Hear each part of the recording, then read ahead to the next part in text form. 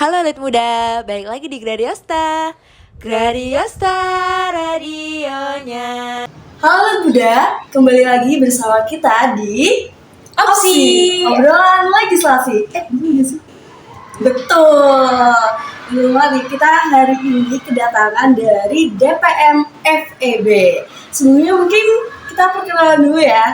Jadi di sini dengan aku sendiri Alzora Lavandula dan bareng Aster Auristella, bisa dipanggil Aster aja.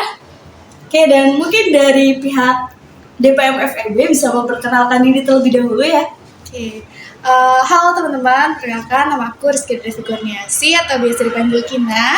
Kebetulan kami dari DPM FEB periode 2023-2024. Saya sendiri dari angkatan 2021 jurusan manajemen seperti itu. Kemudian ada teman saya ini bersama siapa? Hai, nama saya Rizky Nugroho, biasa dipanggil Agung. Saya di periode ini diamanati sebagai koor dari Komisi 1 dari Prodi Manajemen Angkatan 21. Halo Kak Kina dan juga Kak Agung ya. Iya, betul. Salam kenal ya, kita baru first time ketemu ya mungkin ya. Sedikit canggung Iya. seperti itu. Jadi wajar aja ya elit muda, karena kita first time juga ya, mungkin belum mengenal satu sama lain. Maka dari itu podcast ini ya kita mau memperkenalkan dari DPM FEB ini. Kayak gitu. Jadi kira-kira malam ini mau bahas apa Kak? Bahasnya lebih kurang itu apa sih itu DPM? Mungkin karena banyak teman-teman dari di universitas sendiri atau dari luar tuh masih kurang paham nih apa sih DPM itu sendiri gitu. Jadi nanti mungkin kita akan sedikit menjelaskan ya Mas Agung ya, ada tugas-tugas dari DPM, terus ada apa aja sih di dalam DPM itu sendiri seperti itu. Oke, berarti tadi mau ngejelasin ya kalau DPM itu apa sih gitu ya. Berarti kalau di fakultas sendiri, tadi kan dari Fakultas Ekonomi dan Bisnis. Nah, kalau di FEB sendiri organisasinya itu apa aja sih?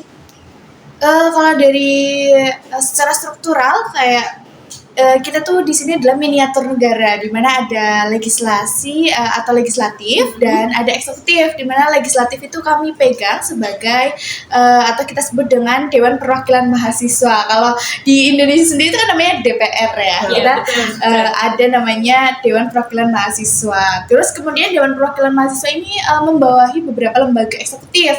Eksekutif itu ada Badan Eksekutif Mahasiswa dan himpunan. Di mana himpunan itu kita ada himpunan program studi manajemen, ada program studi akuntansi S1, akuntansi D3, dan yang terbaru nih ada dari program studi bisnis digital. Dan tahun ini mungkin tahun angkatan kedua dan belum punya sekre nih. Untuk teman-teman mungkin kalau dari bisnis digital bisa ikutan nih tahun depan. Berarti bisnis digital itu baru ya Kak? Baru, dan itu prodi baru ya Mas Agung ya. Udah ada HMPS-nya juga? Udah ada, gitu. alhamdulillah. Sama banget ya perkembangannya. Alhamdulillah ya. Kalau kayak gitu ya, tadi kan ada DPM, membawahi BEM dan juga HMPS ya. Nah, kalau DPM FEB sendiri itu apa sih? Jadi DPM FEB sendiri itu kayak punya tugas untuk mengawasi kinerja dari teman-teman eksekutif, dari teman-teman BEM ataupun himpunan. Jadi ada pelaporan proker dan lain-lain, proposal masuk ke kita, kemudian kita tinjau apakah proposal itu ideal atau tidak. Kemudian kalau misalnya ada indikasi kecurangan atau kelebihan, biasanya kan kita lebih ke pembiayaan atau keuangan. Jadi itu akan kita kritik atau kita kasih masukan kayak gitu. Nah, semua itu ada aturannya dan aturannya ada di Komisi 1. Komisi 1 itu yang membuat peraturan tersebut dan nantinya itu akan dipertanggungjawabkan di sidang umum atau biasa kita sebut SUT seperti itu. Berarti kayak LPJ gitu masuknya ke DPM itu ya? Betul sekali. Jadi harus ada persetujuan dari DPM. Kalau nggak ada itu bisa dikatakan mungkin ilegal ya. Kalau ada lembaganya mungkin kalau di Indo namanya KPK gitu. Kalau kita kan belum ada. Jadi masuknya tetap ke DPM itu sendiri. Gitu. Berarti DPM ini bisa disebut juga menjembatani ya? Ya betul. Menjembatani antara mahasiswa dengan nanti mungkin ada pihak dari kampus seperti fakultas atau universitas seperti atau bahkan pihak-pihak luar. Nanti mungkin next time teman-teman eksekutif bisa main nih ke Gradiosta sendiri seperti itu. Sekalian promosi ya. Betul sekali. Terus berarti kepengurusannya tuh apa aja Kak kalau boleh tahu? Secara struktural. Oke, boleh. kalau di DPM itu sendiri ada ketua, kemudian ada wakil, kemudian ada sekjen atau PKSAP seperti itu. Nah, di mana nanti ketua ini akan membawahi wakil dan sekjen. Nah, sekjen itu nanti membawahi lagi ada namanya biro. Bironya ada keuangan, administrasi, humas dan media. Mungkin kayak teman-teman di sini ya, cuma kita kan bedanya nggak punya studio nih. Terus ada lagi di komisi itu nanti dibawahi oleh wakil ketua. Jadi ada komisinya ada 4. Yang pertama ada komisi 1 itu di bagian peraturan perundang-undangan. Kemudian yang kedua ada pelatihan dan pengembangan secara keilmuan. Kemudian yang ketiga ada advokasi, yaitu di komisi 3 itu buat kayak menjembatani antara eksekutif secara advokasi. Kemudian yang terakhir ada komisi 4. Komisi 4 ini bagian pengawasan, dimana kayak LPJ itu tadi masuknya ke komisi 4 dulu, baru ke teman-teman dari yang atas kayak ketua, wakil ketua dan sekjen seperti itu. Oh, berarti kalau tadi LPJ ya? LPJ itu masuknya ke komisi 4 berarti. Iya, ke Oh, komisi 4 kayak gitu. dulu seperti itu. Berarti sebelum ditandatangani oleh ketua juga ya harus Iya. masuk ke komisi 4 dulu. Komisi 4 itu juga ada sarpres juga. Jadi mereka mengurusi sarpres di interior atau di dalam sekre. Oh, kayak gitu. Tadi juga sempat di spill mengenai biro ya. Aduh ya. Mungkin bisa dijelasin biro itu bagaimana?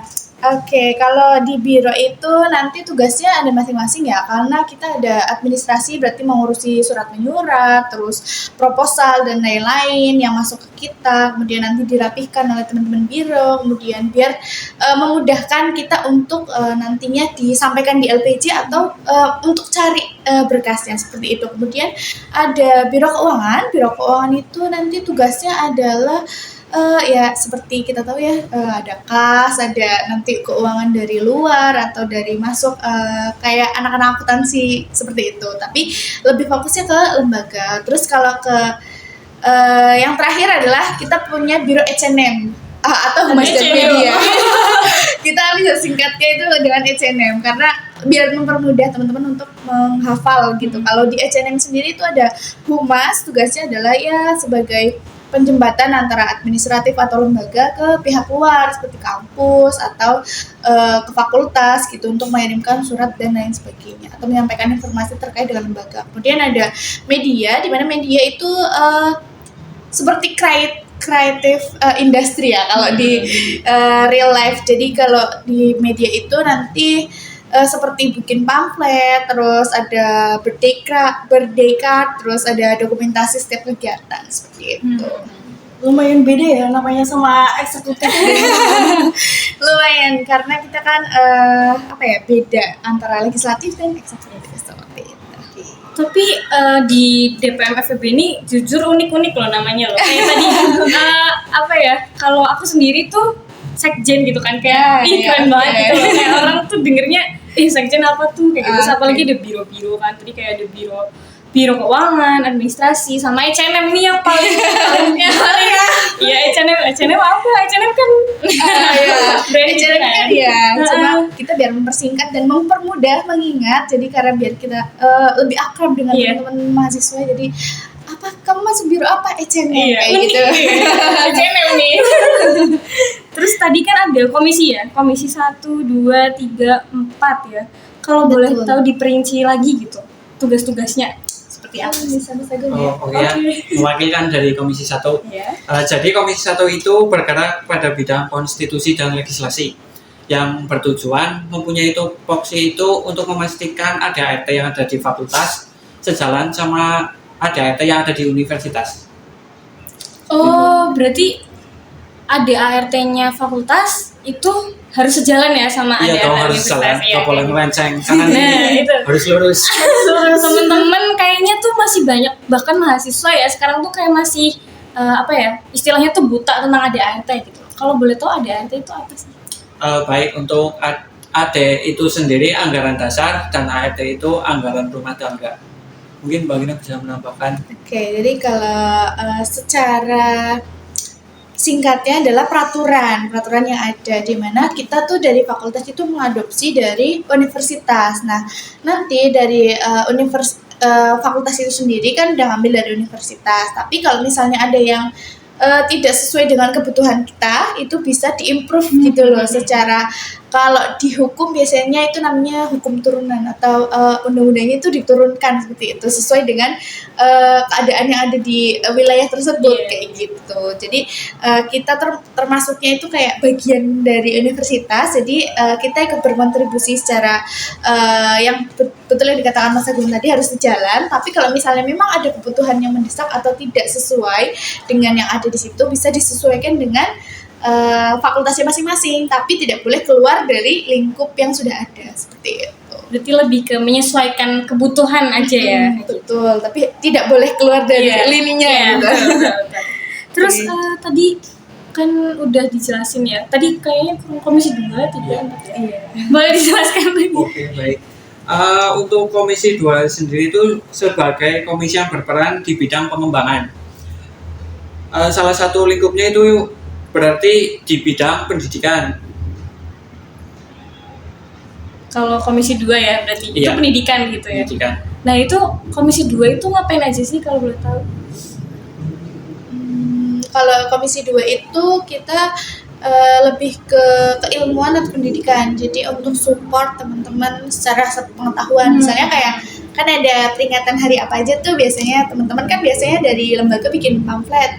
Nah itu teman-teman dari komisi 2 yang mencetuskan ya Mas Agungnya. Biasanya kita di awal periode itu sudah plotting. Jadi 1 tahun itu ada berapa hari besar sih kira-kira kita mau ngambil yang mana. Kemudian nanti dikomunikasikan dengan Biro HNM tadi. Nah, HNM itu nanti tugasnya adalah memberikan gambaran gitu atau memberikan output dari pemikiran dari teman-teman komisi 2. Nah, komisi 2 juga nanti akan menyelenggarakan SUT ya Mas Agung ya. SUT. Ya, SUT itu nanti ada berapa Mas? Berarti dalam satu periode itu ada 3 kali, triwulan pertama, triwulan kedua, sama triwulan ketiga. Sidang umum triwulan ya? Iya, itu jadi pertanggungjawaban gitu ya? Ya, jadi pertanggungjawaban dan pemaparan proker. Kalau di SUT pertama itu nanti kita kan pemaparan dulu nih, kira-kira 1 tahun kita mau ngadain proker apa aja nih, kira-kira ada evaluasi nggak dari teman-teman. Kalau kita sebutnya itu KM FEB UMP, jadi di mana KM ini terdiri dari lembaga eksekutif dan legislatif seperti itu. SUT yang awal itu kayak kalau di fakultasku kayak biasanya disebutnya SUA. Iya, sidang umum awal ya. Awal, karena kalau awal kan memang di 3 bulan pertama seperti itu.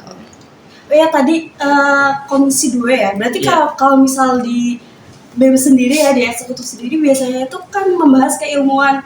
Yaitu kementeriannya biasanya keilmuan. Nah, itu biasanya bekerja sama juga dengan Medikom juga kan. Kalau biasa di eksekutif, ini bedanya berarti di sama HNM. Cuma beda ini aja namanya, tapi secara tupoksi mungkin hampir sama juga ya. Kalau di teman-teman eksekutif sama legislatif, cuma beda nama aja. Gitu. Insight baru sih kalau dari aku sendiri ya. karena biasanya itu kalau di aku sendiri, aku kan juga kebetulan ikut DPM juga, DPM fakultas juga ya. Kalau di aku sendiri itu kemarin jadi proker-proker hari besar itu dilimpahkannya ke komisi 5 kayak gitu, yang HNM-nya gitu kayak gitu. Jadi nggak dari keilmuan, jadi tukar informasi lah ya. Soalnya kita kan terbatas ya, cuma 4 dan HNM-nya itu digabung jadi 1 gitu loh. Jadi teman-teman di HNM juga biasanya akan lebih banyak dibandingkan biro atau komisi yang lain seperti itu. Terus yang komisi 3 dia untuk komisi 3 itu di bidang advokasma. Dan komisi 3 itu mempunyai tupoksi untuk memimpin rapat dengar pendapat sama mengawasi bidang advokasma yang ada di lembaga eksekutif itu sendiri. Berarti DPM komisi 3 itu berarti advokasinya dari anak-anak BEM gitu ya. Jadi dari komisi 3 itu mengawasi dari BEM tersebut. Advokasi dari berarti gak cuma Kementerian Advokasi misalnya, jadi keseluruhan BEM-nya gitu. Utamanya di Kementerian Advokasinya. Seperti itu. Untuk komisi 4-nya sendiri tadi gimana ya? Untuk Komisi 4 mempunyai tugas dan wewenang untuk mengevaluasi dan memastikan laporan keuangan pengelolaan dan pemberian anggaran dalam kegiatan lembaga eksekutif. Seperti yang sudah disebutkan tadi ya, kayak Komisi 4 itu mengevaluasi terlebih dahulu LPJ-an dari teman-teman lembaga eksekutif sebelum ditandatangani oleh ketua, apakah laporan tersebut udah oke, udah benar apa gimana. Kalau misal nantinya masih ada kesalahan atau beberapa revisi, maka mereka akan merevisi lagi sebelum ditandatangani oleh ketua. Oh berarti sama halnya proposal pengajuan dana juga harus masuk ke Komisi 4 juga? Iya betul. I see. Oke, mungkin next question ya. Boleh. Atau kita kulik lagi nih ya. Mungkin bisa ditambahin ya yang di Komisi 4 juga di bagian sarpras ya. Iya, Kalau misalnya ada AC rusak atau apa itu nanti bagiannya Komisi 4 juga untuk menghubungi pihak dari kampus itu BAI ya. Iya. BAI untuk memperbaiki seperti itu. Berarti BEM juga bilangnya ke DPM dulu, misal kayak BEM ada kerusakan, nanti bilangnya ke DPM dulu, nanti DPM juga bilang ke BAI atau bagaimana? Kalau secara tugas itu hanya di internal DPM saja kalau di sarprasnya. Tapi kalau misalnya memang kayak misalnya nih bisnis digital, mereka kan baru nih belum punya sekre, nah itu bisa dikomunikasikan dengan kami di DPM. Jadi biar dari kami di lembaga eksekutif juga tahu, oh ini gimana mau dibuat kapan kira-kira. Nah kami bisa bantu untuk mengkoordinasikan dengan fakultas atau universitas. Kalau saat ini sih insya Allah kemarin sudah disurvei, mungkin insya Allah tahun depan sudah jadi sekrenya seperti itu. Amin, kita doakan ya. Iya, Nah, amin. itu tadi teman-teman buat tugas dari komisi-komisinya ya. Iya, Nah, tadi kita belum mengulik lagi nih tentang sekjen kayak gitu. Oh iya. Ya, Oke. mungkin bisa dijelaskan lagi lebih rinci kalau sekjen itu tugasnya tuh ngapain sih biar teman-teman lebih paham lagi kayak gitu. Oke, mungkin sedikit menjelaskan ya, kalau sekjen itu sendiri bertanggung jawab untuk mengordinasi, mengevaluasi, serta memberikan penilaian kinerja ke staf dan biro. Kemudian di sekjen itu sendiri, mereka juga kan tadi membawahi ada administrasi. Nah, mereka juga harus lebih paham tentang ada yang namanya undang-undang administrasi, di mana undang-undang administrasi ini berhubungan dengan tata tertib atau gimana sih cara penulisan surat yang benar gitu-gitu. Jadi kalau misalnya teman-teman dari administrasi bingung, dari teman-teman administrasi bisa tanya ke sekjen itu sendiri. Kemudian di sekjen itu juga berhubungan dengan sikap dan kebijakan dan tanggapan organisasi serta menaungi BURT dan BKSAP seperti itu.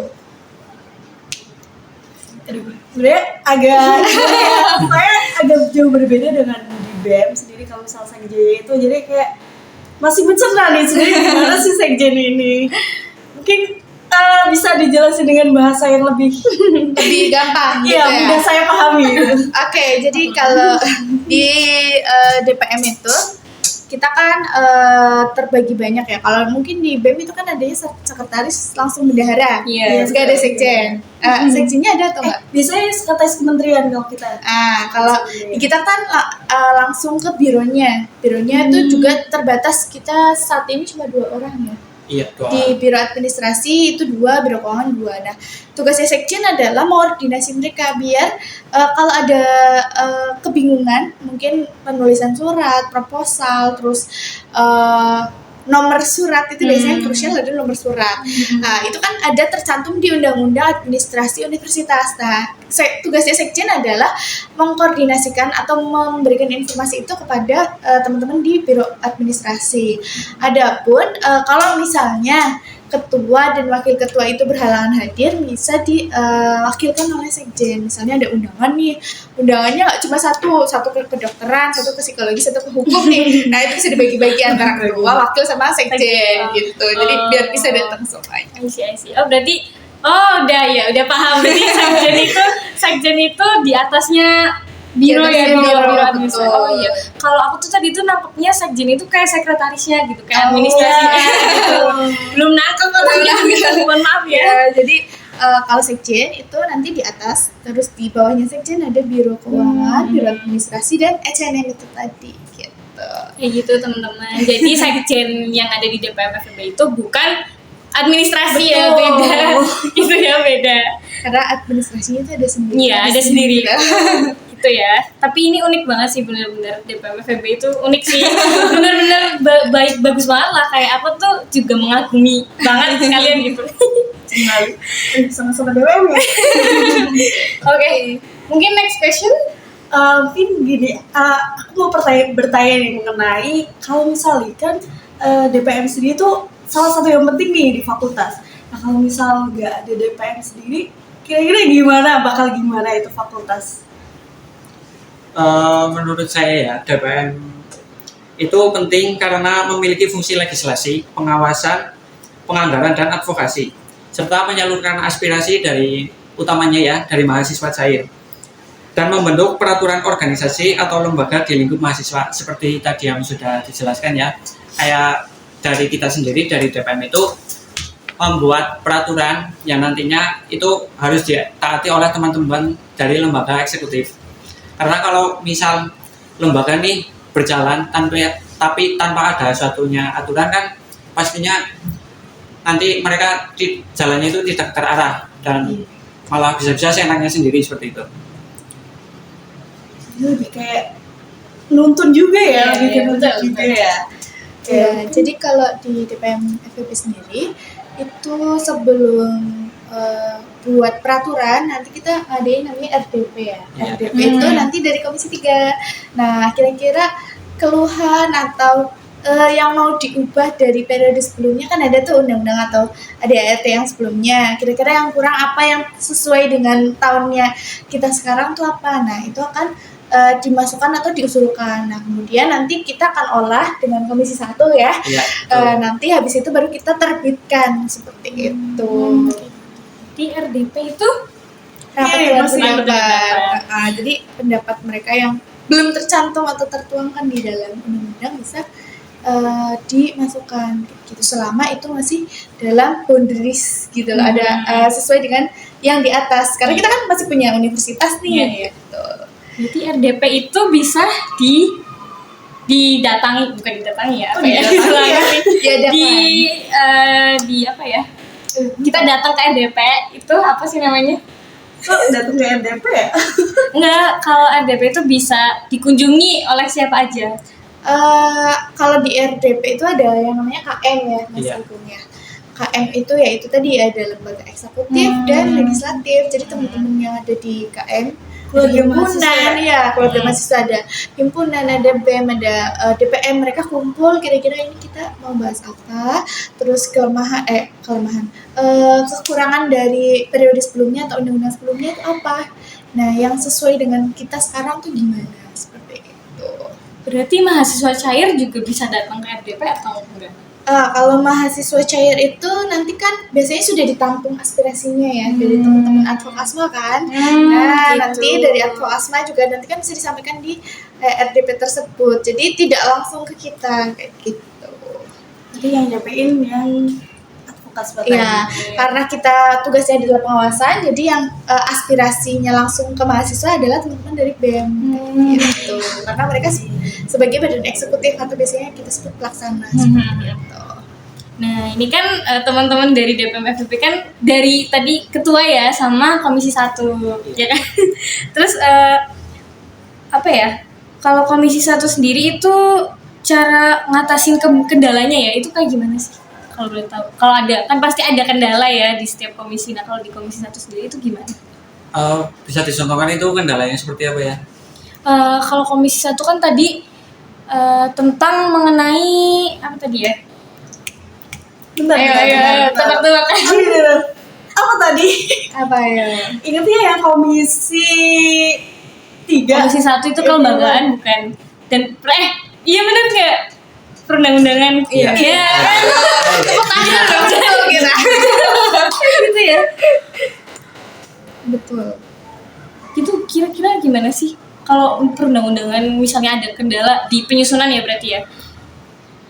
Gimana? Kalau misal di penyusunan nih, kayak sebenarnya kalau kendala saat ini sih kayak undang-undang itu sendiri kayak turun-temurun dari periode sebelumnya, kayak nggak ada apa ya namanya ya, kayak revisi buat yang periode sekarang gitu.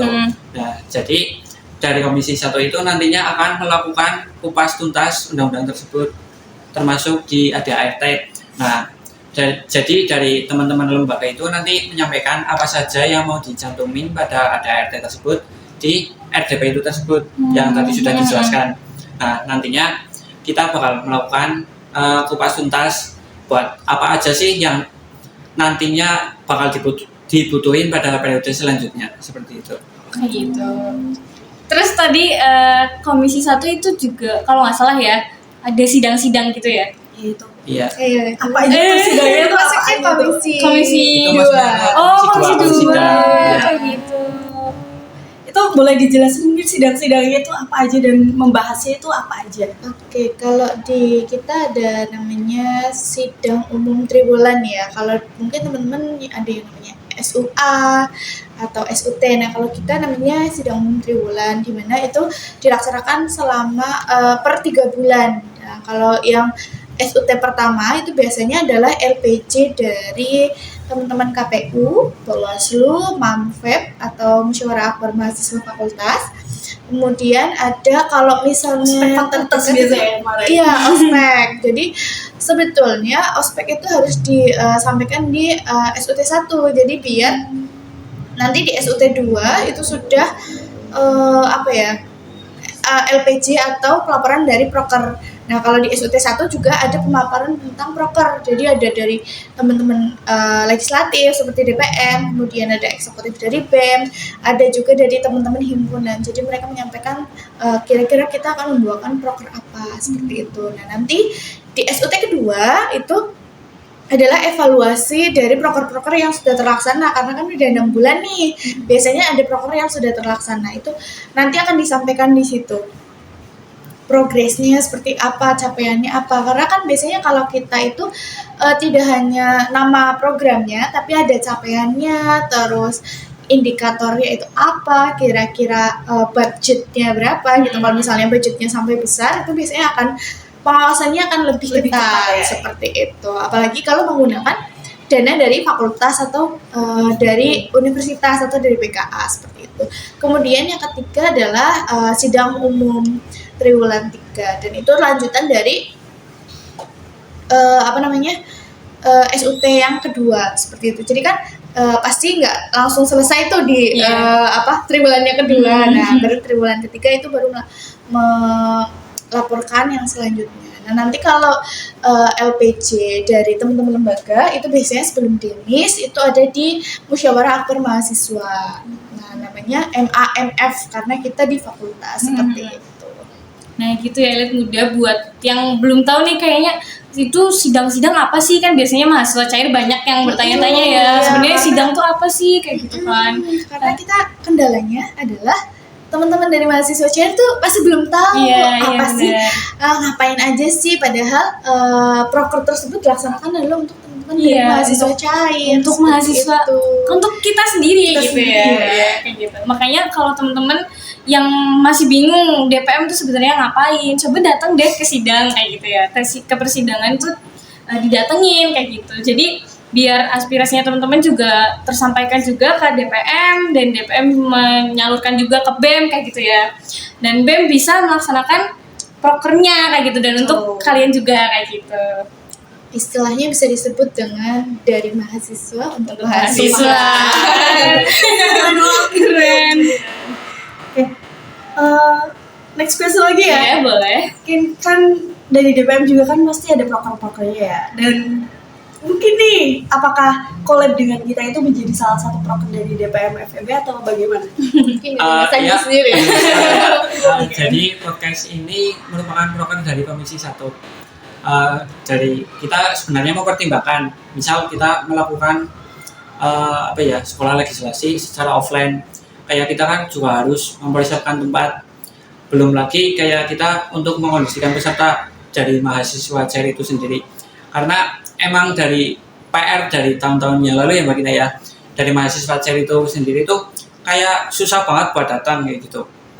Kayak waktu persidangan pun kayak SUT 1 kemarin mahasiswa cair pun kayak jarang banget yang datang.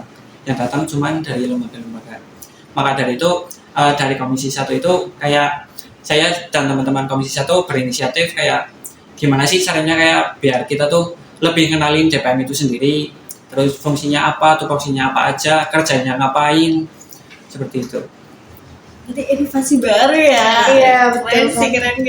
Karena kalau di media itu kan bisa di rewatch gitu, bisa dilihat Iya, iya, kembali iya. gitu kan. Kalau Dan di bisa diakses di mana aja juga. betul. Jadi mungkin teman-teman kalau nanti bingung bisa nih buka di IG-nya DPM atau di teman-teman di Gradiasta Iya, itu betul. sendiri. Kayak gitu ya, teman-teman. Jadi gunanya lewat podcast juga biar teman-teman mahasiswa nggak bosen juga ya. Betul. Karena kan lewat media itu biasanya lebih unik, lebih kreatif gitu, lebih bisa dikreasikan sedemikian rupa kayak gitu.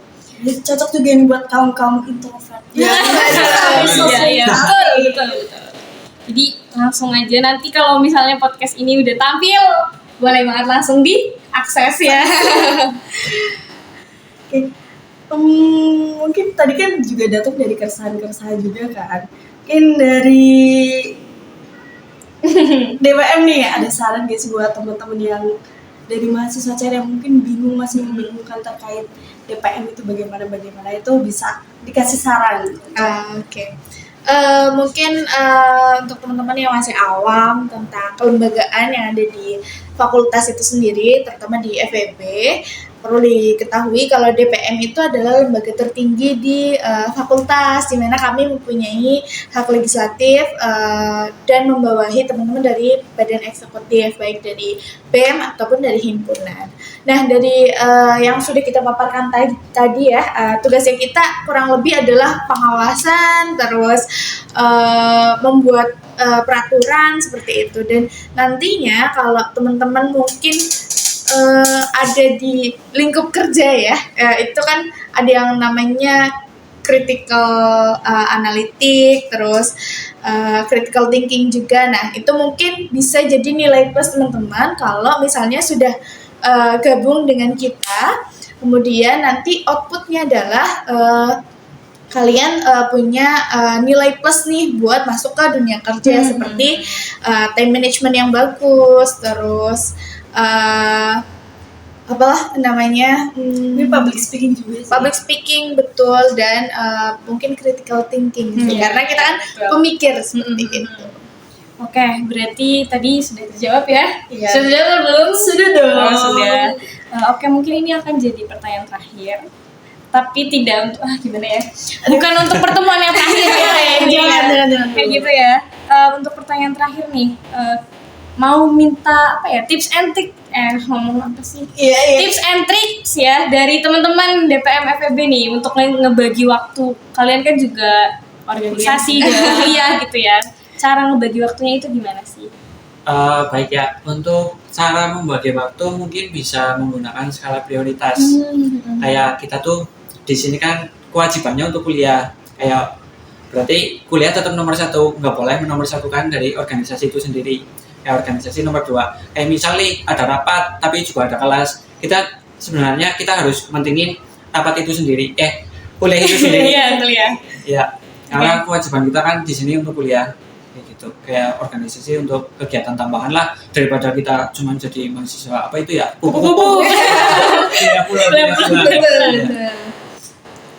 Mungkin tambahin. Mungkin nambahin ya, karena yang namanya skala prioritas itu tidak bisa terjadi kalau nggak ada yang namanya time management. Jadi kita harus punya time management yang bagus juga, harus tahu skala prioritas mana dulu yang mau didahulukan. Betul, kalau memang harus kuliah dulu ya kuliah dulu. Selama kerjaan itu bisa dihandle secara online, mungkin bisa dikoordinasikan dengan teman-teman yang lain, ada yang backup. Itu kami selalu mempersilahkan teman-teman untuk tidak hanya aktif secara organisasi, tapi juga aktif secara keilmuan. Jadi balance antara nilai dengan organisasi gitu. Biar teman-teman keluar dari DPM atau keluar dari UMP itu sudah punya nilai plus. Iya, tepuk tangan dulu buat DPM FEB ya. Kayak gitu ya teman-teman, buat kalau misalnya teman-teman masih bingung ya, tadi udah dijelasin juga kelebihannya dan kekurangannya juga ya. Dan juga yang terpenting itu kalau mau ikut organisasi ya punya skala prioritas dan time management kayak gitu ya. Abis ini mau ngapain kira-kira? Udah Mungkin bahas apa dulu? Kita mau ngapain lagi? Oke, dari aku sendiri ya, mewakili teman-teman Gradiosta, kita sangat senang sekali ya akhirnya diajak berkolaborasi dengan DPM FEB, dan juga kami sangat mengapresiasi kalian juga atas kinerja kalian, dan juga sudah mau collab sama kita gitu ya. Mungkin boleh minta tepuk tangannya lagi sekali lagi. Yeay. Seneng ya, new experience gitu ya. Experience baru gitu ya. Terus Mungkin buat kayak bukan promosi lebih kayak biar itu bisa mengenal lebih jauh, mungkin bisa kasih tahu di Instagram dari DPM FEB sendiri itu apa? Baik ya, untuk Instagram dari DPM itu sendiri yaitu @dpmfebump. Jangan lupa di follow. juga nih, ditonton juga gitu. Wajib ditonton pokoknya. Oke, jangan lupa nanti juga di bulan Februari ya, Iya. nanti kita ada sidang umum Triwulan 2. Jangan lupa teman-teman bisa join dan menyampaikan aspirasinya di sidang umum Triwulan 2.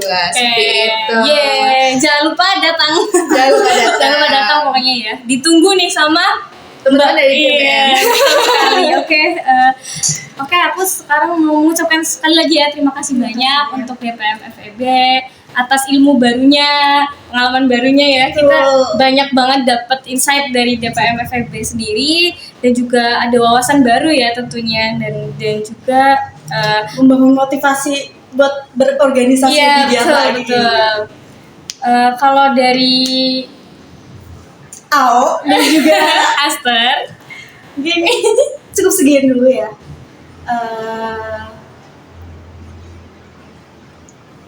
Saya bingung mau apa bahasa Mungkin sambil ini ya, biar teman-teman juga tahu jargonnya teman-teman dari DPM itu, karena kita sekarang adalah periodenya adalah Anom Nawasena, di mana Oke. artinya adalah Anom anak muda, Nawasena itu pembuka jendela. Jadi nanti bisa diikutin ya teman-teman. Nanti kalau kita bilang DPM FEB UMP, saatnya yang muda yang berkarya gitu ya. Iya. Terus ya Oke. kalau kita bilang FIFA Legislativa, Anom Nawasena, nanti jawabnya FIFA Legislativa. Oke. Dan tandanya gini, terus gini. FIFA Legislativa. FIFA Legislativa. Gini, terus gini. Iya. Terus tadi yang DPM FEB itu yang muda yang berkarya. yang muda yang muda yang berkarya. berkarya. Iya. Gerakannya gimana tuh? Sebenarnya bebas sih. Oh, bebas. Kalau kita sebenarnya ada gerakannya, cuma mungkin untuk bersingkat waktu aja, jadi langsung aja yang muda yang berkarya. Oke, Terus oke. nanti kalau kita bilang Anom Nawasena, terus jawabnya adalah FIFA Legislativa. Oke. Oke. Oke. Ayo. Oke. Ayo. Mungkin di masa kamu nih bisa kasih kode ya. Semoga nggak keselepot ya. Iya. Panjang soalnya. Iya. Iya. Itu Baik ya, mulai satu. DPM FEB UMP. saatnya yang muda yang berkarya. Anom Nawasena. FIFA Legislativa. Oke. Ya mungkin dari kita juga jargon ya. Oke. Mau bawa dengan nama kita nih. Dari Gradiosta ya. Iya. Aduh, ini lumayan panjang, tapi teman-teman cuma jawab Gradiosta Intellect Station. Oke. Oke. Ada gerakannya kah? Di Gradiosta Intellect Station. Oke. Ayo siapa yang jawab? Oke. Satu kebahagiaan dalam satu kebersamaan menuju satu kesatuan ukhuwah Islamiyah. Gradiosta Intellect Station. Oke, baik. Mungkin segitu aja ya dari kita pertemuan pada podcast malam hari ini. Saya Auzura Lavangula. Saya Aster Auristella. Saya Rizkina Devi Koryasi. Saya Rizky Abdul Nugroho. Pamit undur diri. Terima kasih teman-teman. Bye.